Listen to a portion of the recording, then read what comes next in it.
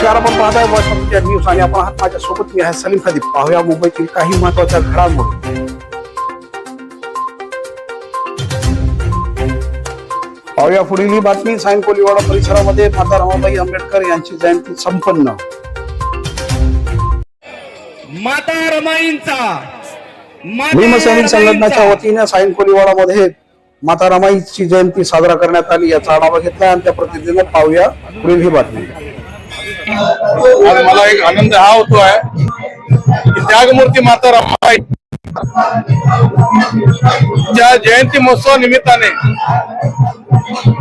भीमसैनिक संघटना याची स्थापना आणि आज प्रथम वर्धापन दिन त्याचा साजरा होतो आहे. जी पॅन्थर संघटना होती त्या संघटनेची जी तळमळीने काम करणारी जी लोक होती, आम्ही पण होतो सगळे लोक त्यावेळेला. भाई संघारे, नामदेव दादा बरोबर, दवी पवार यांच्यावर आम्ही तळमळीने काम केले, खूप केले. केसेस आहेत आमच्यावर, अजूनही केसेस आहेत.